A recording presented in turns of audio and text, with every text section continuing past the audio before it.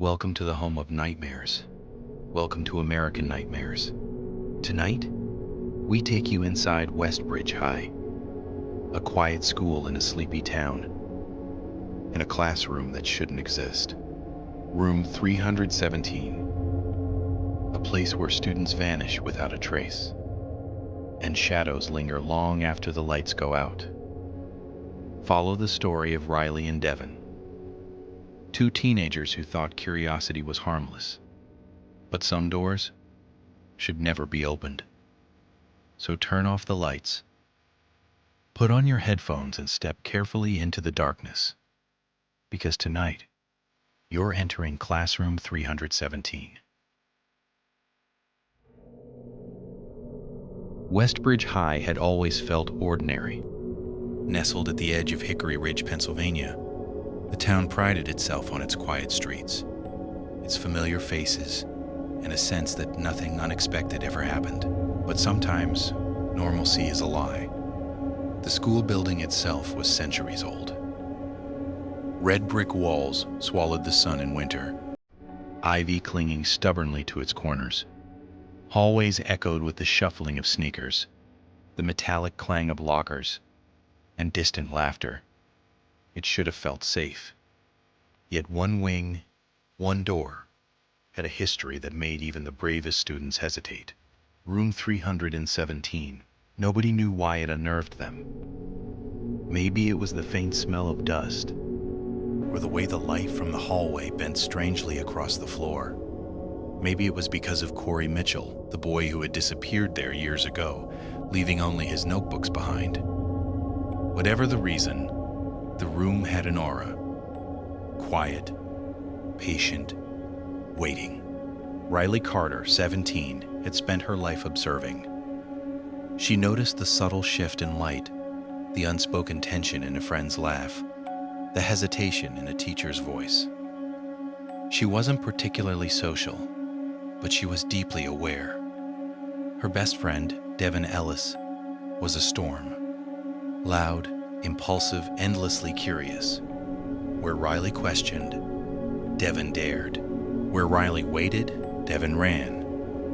And so it was no surprise that, when Devin suggested exploring room 317, Riley reluctantly agreed. She told herself it was curiosity, not fear, driving her. But deep down, Riley felt the tight, cold pull in her stomach, the kind of warning you only feel once in a while, right before the world shifts. Spring semester had brought more than flowers. Mr. Langston, the physics teacher, had assigned partners for the final project. Fate had Riley and Devin together again. "You know what would make this project memorable?" Devin whispered, leaning across the lab table. "We film room 317 tonight. Just us. Pure adventure." Riley felt her pulse quicken. She wanted to say no. She wanted to run. But she also wanted to prove she wasn't afraid. "Fine," she said quietly. "Just 5 minutes." Devin grinned, excitement dancing in his eyes, unaware that curiosity sometimes leads straight into danger. The school felt different after hours. The hum of fluorescent lights became oppressive, almost alive. Every hallway stretched unnaturally. Shadows pooled like dark water in corners. Room 317's door was slightly ajar.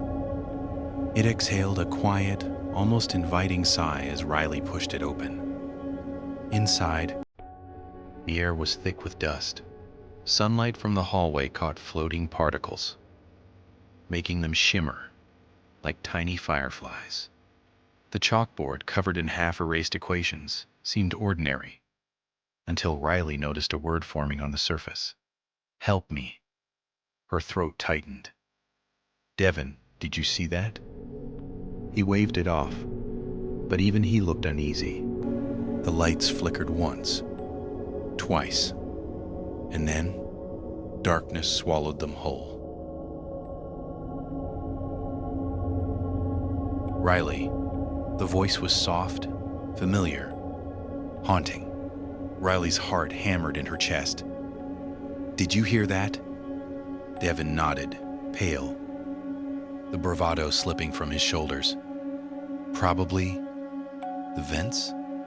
But the whisper came again, closer this time, urgent and desperate. Riley. Riley felt eyes on her, not just seeing her, but inside her. Every thought, every fear, every regret. A shadow shifted at the back of the room. A boy, hollow-eyed, silent, waiting. "Corey?" Riley whispered, the name tasting like ash. The figure didn't move, didn't speak. It just was. Adrenaline surged. They bolted for the door, but it wouldn't budge. The hallway outside had warped, stretching impossibly. Every door they reached was locked. The flickering lights made the shadows dance in sickening rhythms. The whisper followed them, a constant hum in their ears. "Find me. Help me. Find me." Devin grabbed Riley's hand, dragging her into the boiler room, a forgotten corner beneath the school. Pipes groaned above. Dust choked the air. Through the dim flashlight, Riley noticed a stack of notebooks. Familiar handwriting. Corey's notebooks. Every page repeated the same words, scribbled over and over. "Help me. Help me." The final page was different. "I never left." The room went black again. Total, suffocating darkness. Riley. The shadow appeared, taller now, more distinct. Hollow eyes, the faint outline of a desperate, restless soul. Riley's chest constricted. Devin's hand trembled. The air thickened, charged with the unseen. For a moment, all time froze. The world outside ceased to exist. Only the shadow and the whisper remained. And then, sunlight burst through the boiler room door, flooding the space. Relief washed over them, like a tidal wave. By morning, Principal Harris found them trembling in the lobby. "Room 317?" he asked, disbelief in his voice. Riley nodded silently, still processing the night. The school resumed its rhythm, but something had changed. Room 317 was no longer just a room. It was a presence, a weight in the hallways. And Corey, or what remained of him, was still there, somewhere, waiting. Riley moved away that summer. Devin transferred. Life went on. But sometimes late at night, Riley would hear a faint whisper through her phone speaker. "Help me." And she would shiver, remembering the lesson she had learned. Some doors are not meant to be opened. Some rooms are never empty. And some voices never stop calling. You've just witnessed another tale from American Nightmares.